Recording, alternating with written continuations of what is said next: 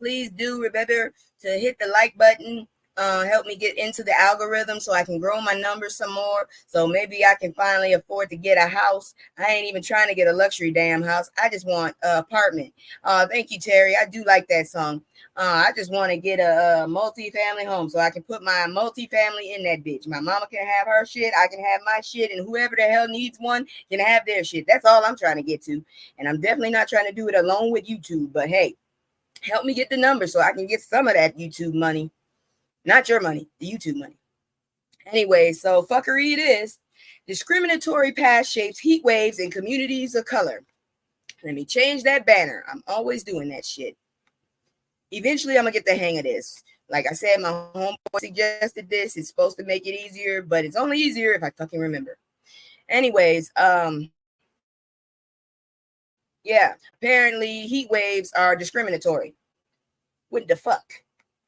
So this was reported. I remember doing that. I used to love playing in the water.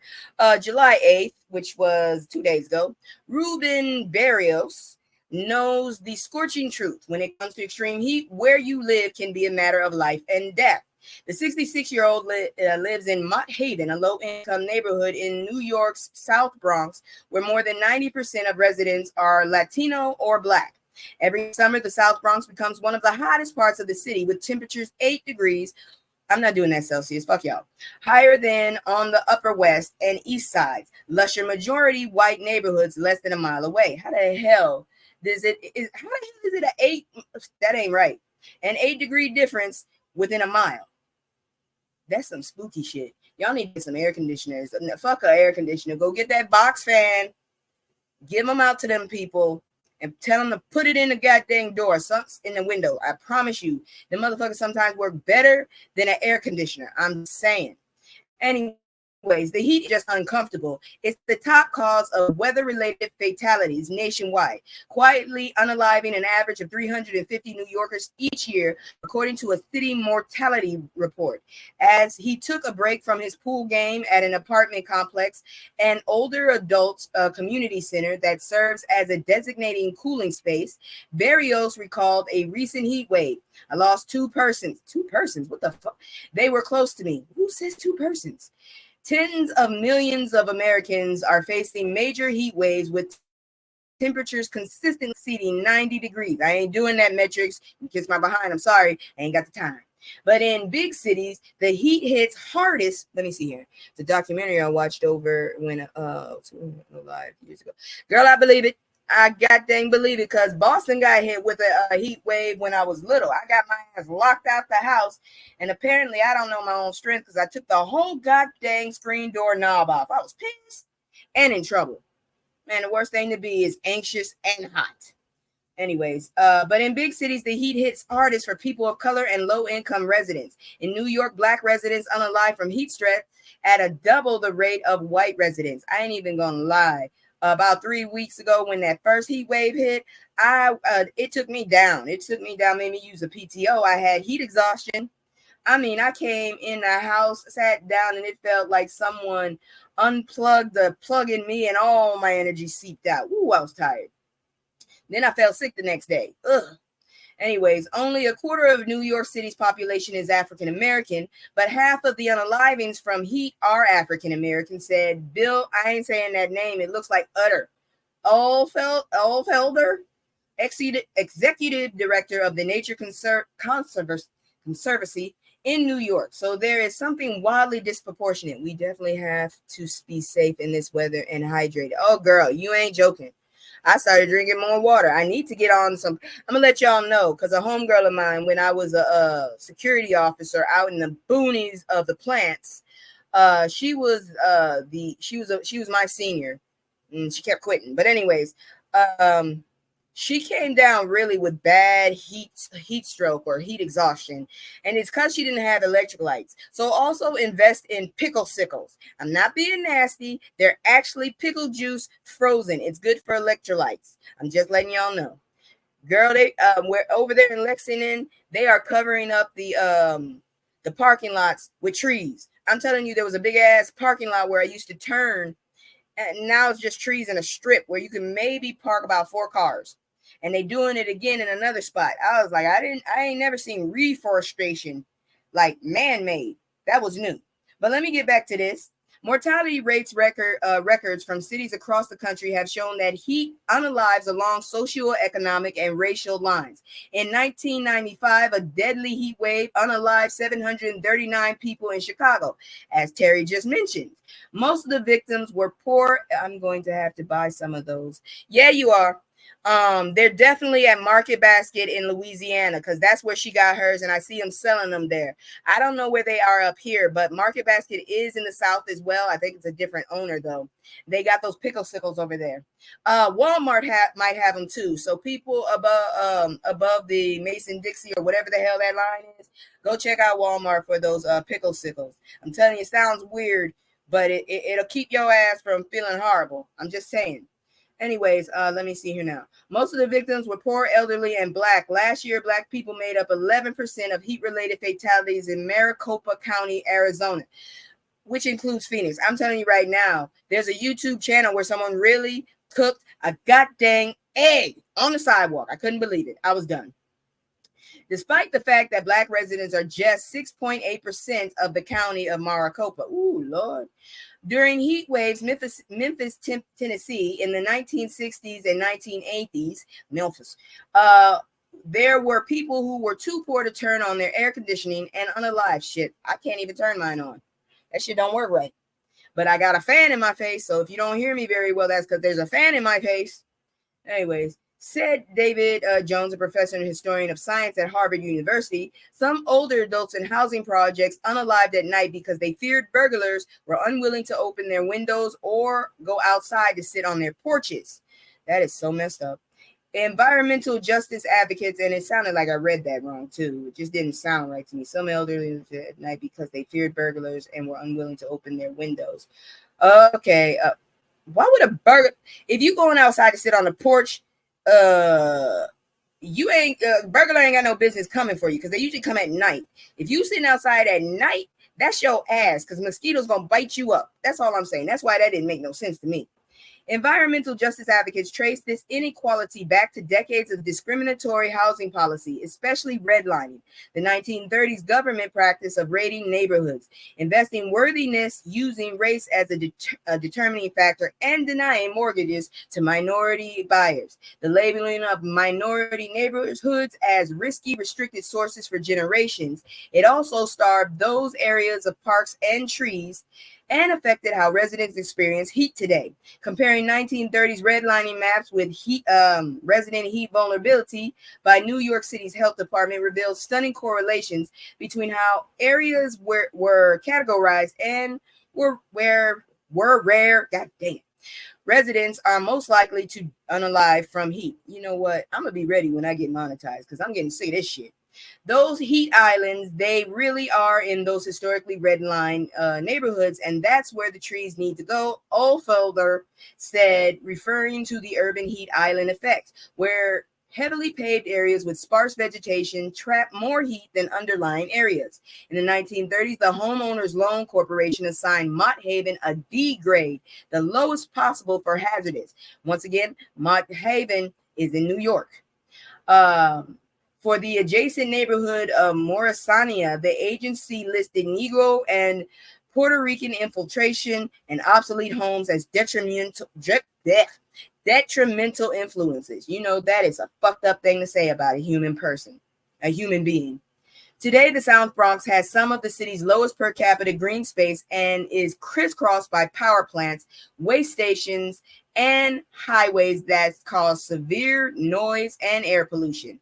Residents face high rates of infant mortality, cognitive issues, heart disease, and asthma. So much so that Mott Haven is sometimes nicknamed Asthma Alley. It's better than Cancer Alley. Shit.